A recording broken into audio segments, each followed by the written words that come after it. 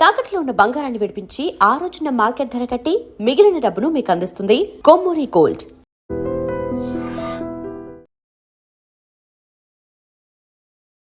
నమస్తే అమ్మా. నమస్తే అమ్మా. అమ్మ, ఒక విజయాన్ని సాధించాలన్నా లేకపోతే మనం అనుకున్నది అచీవ్ చేయాలన్నా ఏముండాలమ్మా? ఏం కావాలి? అసలు ముందు మన సామర్థ్యం ఏమిటో తెలుసుకోవాలి. నేను అమెరికా ప్రెసిడెంట్ అవ్వాలి అని నేను టార్గెట్ పెట్టుకుంటే సరిపోదు. ఎందుకంటే నా వయస్సు పర్మిట్ చేయదు ముందర, అన్నిటికన్నా ప్రధానం. అంతేగా. తర్వాత నాకు అక్కడ పౌరసత్వం లేదు, ఇలాంటివన్నీ ఉంటాయి కదా. కనుక మనకి తగిన లక్ష్యం ఒకటి పెట్టుకోవాలి. ఆ లక్ష్యానికి ముందర లక్ష్యం వెళ్ళడానికి లక్ష్య శుద్ధి ఉండాలి. అప్పుడు లక్ష్య సిద్ధి ఉంటుంది. మనం అనుకున్న టార్గెట్ అంటే లక్ష్యం. అవును. ఆ లక్ష్యం సిద్ధించాలంటే లక్ష్యానికి సంబంధించిన శుద్ధి ఉండాలి. అంటే ముందుగా నాకేం కావాలో నాకు తెలియాలి. చాలా మందికి ఏం కావాలో తెలియదు. మెడిసిన్ చేసి ఆ తర్వాత ఎంబీఏ చేస్తారు. ఎంబీఏ చేసిన తర్వాత ఐఏఎస్ రాస్తారు. వాళ్ళ జీవితంలో ఎన్ని సంవత్సరాలు వృధా చేసుకున్నారు? ఐఏఎస్కే వెళ్ళాలని నీకుంటే డిగ్రీ అవగానే వెళ్ళుంటే ఈ పాటికి 6 ఏళ్ల సీనియారిటీ వచ్చేది నీకు. అవునా కాదా? అంతేగా. అలాగే ప్రస్తుతం ఇంకోటి కూడా చూస్తాను నేను. చెప్పాను, ఎప్పుడు అంటూ ఉంటాను నేను, morning hire and evening fire ఉద్యోగాలు కార్పొరేట్స్ ఎంఎన్సీలు వచ్చిన తర్వాత, అలాంటి కల్చర్ వచ్చిన తర్వాత ఒక చోట ఎక్కడో ఉద్యోగం చేస్తూ ఇంకెవరో కొంచెం ఎక్కువ ఇస్తున్నారు అనేటప్పటికి జంప్ చేస్తారు. అవును. అది కొత్త కంపెనీ, ఏదన్నా తేడా వచ్చింది మళ్ళీ తప్పని పరిస్థితుల్లో వెనక్కి వచ్చేటప్పటికి ఏమవుతున్నారు? జూనియర్స్ అవుతున్నారు. కనుక కావాల్సింది లక్ష్య శుద్ధి ఒకటి. అంటే నాకేం కావాలి అన్నదాన్ని నేను స్పష్టంగా తెలిసి ఉండాలి. నేను ఇది అవ్వాలి అని అనుకుంటే చిన్నతనం నుంచి దానికోసం ప్రయత్నం చేయాలి. ఉదాహరణకు ఐఏఎస్ అని చెప్పా. వెళ్ళదలుచుకున్న వాళ్ళు ఎప్పటి నుంచి? 8వ తరగతి 9వ తరగతుల్లో ఉన్నప్పటి నుంచి జనరల్ నాలెడ్జ్ పెంచుకోవాలి. అనాలిసిస్ అనేది తెలియాలి. 10 మందితో చర్చలకు వెళ్ళాలి. పెద్దల మాటలు వినాలి. మంచి మంచి పుస్తకాలు చదవాలి. ఏదైనా క్లిష్ట పరిస్థితులు వస్తే ఎలా పరిష్కరించాలో తెలుసుకుంటూ వీలైతే నేనే ఈ పరిస్థితులు ఎలా పరిష్కరిస్తానన్న దాన్ని ఆలోచించుకోవాలి. ఇవన్నీ ఉంటే వెళ్ళగలుగుతాడు. అలాగే ఒక్కొక్కటి ఉదాహరణకి చెప్పా. అదే స్పోర్ట్స్లో వెళ్ళదలుచుకున్నట్టయితే తర్వాత ఎప్పుడో పెడతాను కదా. చిన్నప్పటి నుంచి తాను వెళ్ళదలుచుకున్న స్పోర్ట్ ఏది ఉందో దానితో పాటుగా శారీరక బలం పెంచుకోవాలి, మానసిక బలం పెంచుకోవాలి, కంటి చూపును పెంచుకోవాలి. ఎన్నో ఉన్నాయి కదా. ఇవన్నీ పెంచుకుంటూ ఉండాలి. అందుకే లక్ష్య శుద్ధి కావాలి. లక్ష్యం నీది క్లియర్గా ఉండాలి. అయిన తర్వాత దానికి కావాల్సినట్టు కంటిన్యూటీ, కొనసాగింపు ఉండాలి. దీన్ని ఏమంటారు? నిష్ఠ అంటారు. దీని మీద నాకు I'm so firm about it అనేదాన్ని ఉండాలి. తర్వాత ఫెయిల్యూర్స్ని అనుకూలంగా మార్చుకోవాలే తప్ప మొదటిసారి ఫెయిల్ అయితే చప్పబడిపో. ఎందుకంటే ఎవరిదంత సామర్థ్యాలు అందరూ నంబర్ 1 ఉండలేరు కదా. అవునమ్మా.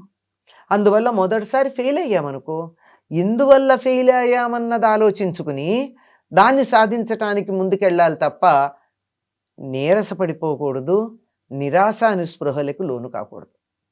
ఇవి లౌకికంగా మనం ఆలోచిస్తే కావలసినటువంటి ఎక్విప్మెంట్ తెచ్చుకోండి.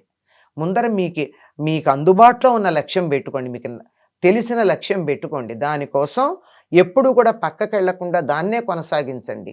నియమనిష్టలతో ముందుకు వెళ్ళండి. వీటన్నింటితో పాటు ఇందాక మీరన్నారే దైవబలం అన్నారే, దైవబలం సహకరించాలి. అప్పుడప్పుడు సహకరించాలి. చాలా కొద్దిమంది జీవితాల్లో ఉంటుంది, అందరికీ కాదు. ఎందుకంటే ఎన్నెన్నో జన్మల్లో చేసిన ఏవేవో కారణాలు ఉంటే ఉండొచ్చు. ఆఖరి క్షణాన చేతికి అందినటువంటి మన లక్ష్యం కూడా చివరి క్షణాన కోల్పోయిందనుకో, అప్పుడు మనకు లభించేది ఏమిటో తెలుసా? నేను ప్రయత్నించటంలో విజయం సాధించాను, ఫలితంలో కాదు అన్న తృప్తి ఉంటుంది. అర్థమైందా? అవునండి. ప్రయత్నంలో ఉండాలి విజయం. ప్రయత్నం నా 100% నా శక్తిని పెట్టా. శారీరక శక్తి, మానసిక శక్తి, ఆర్థిక శక్తి, ఇమోషనల్ శక్తి, అది కూడా ముఖ్యం కదా. ఇవన్నీ పెట్టా. అయినా రాలేదంటే that's not my cup of tea. అది నాకు సంబంధించింది కాదు నేను మరొక రంగంలో వెళ్ళవలసినటువంటి వ్యక్తిని అని నిర్ణయించుకోగలిగినటువంటి మానసికమైన స్థైర్యం ఉన్నవాళ్ళు ఇమీడియట్గా వేరే రంగంలో ఈ చేసిన సాధన అంతా ఇంకో చోట పనికొస్తుంది. మనకు ఉదాహరణకి అబ్దుల్ కలాం గారిని చెప్పాలి. అవునమ్మా. ఆయన సైన్యంలో చేరదామని వెళ్ళాడు. దేంట్లో? ఎయిర్ ఫోర్స్లో. శారీరకంగా ఉన్నది ఏదో కారణమో మనకి తెలియదు, మొత్తానికి అందులో ఆయన సెలెక్ట్ కాలేదు. కాకపోతే ఏం చేశాడమ్మా? నిరాశపడ్డా? అసలు మిసైల్స్ను పంపించాడు అంతరిక్షంలోకి. సైన్యం వాడేటటువంటి వాటిని తయారు చేసి పంపించాడు. ఒక రావ్ అనేటటువంటి ఆయన ఐఏఎస్కి వెళ్ళాలని ట్రై చేస్తే ఏదో కారణంగా సెలెక్ట్ కాల. రావ్స్ ట్యూటోరియల్స్ పెట్టాడు, ఐఏఎస్లను తయారు చేశాడు. అవునమ్మా. అంచేత నువ్వు ఏదనుకుంటావో దానికి సంబంధించిన దాంట్లో నీ మొత్తం పరిపూర్ణమైనటువంటి శక్తి సామర్థ్యాలను పెట్టు. ఇది మిగిల్చలేదు అనడానికి లేదు. Don't leave even one unturned stone. Use everything. రాలేదనుకో, ఈ శ్రమ మరొక రంగానికి ఉపయోగపడుతుంది, ఇంకో చోట వస్తుంది విజయం. అందువల్ల విజయం అన్నది మన దృష్టితో మాత్రమే కాదు, శ్రమించటం, మన శక్తి సామర్థ్యాలను వెచ్చించటం, దాన్ని అంతటికి చిట్ట చివరి దాకా ప్రయత్నం చేయడంలోనే ఉంటుంది. ఈ ప్రయత్నం చేయడంలో సఫలీకృతులైతే చాలమ్మా, ఫలితం కాదు కావాల్సింది. 100% అమ్మా. నమస్తే. And for more videos, Please subscribe to iDream. Please subscribe to iDream. Please subscribe iDream. And please subscribe to iDream. For more videos, subscribe to iDream. please like, share and subscribe to the channel. Congratulations, iDream. Subscribe to iDream. Subscribe to iDream. So subscribe to iDream Media. iDream ki iDream team andarki huge congratulations. Please subscribe iDream Media. Please subscribe to iDream. Subscribe iDream. Please subscribe to iDream.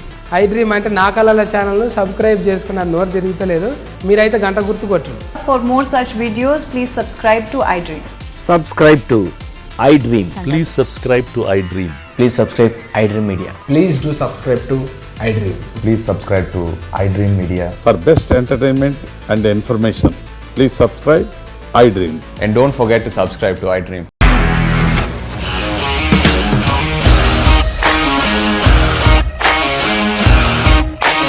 ఇండస్ట్రీలో commitment issues వస్తే నీకు కూడా వచ్చినట్టు morning తీసుకెళ్ళాలంటే కొట్టి పడేస్తాడు.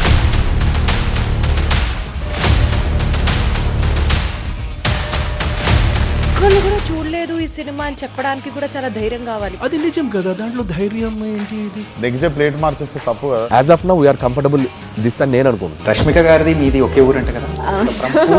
నీకు కోపం వచ్చిందంటే బాగా తిట్టేత్తరా? తిట్టేద్దామండి.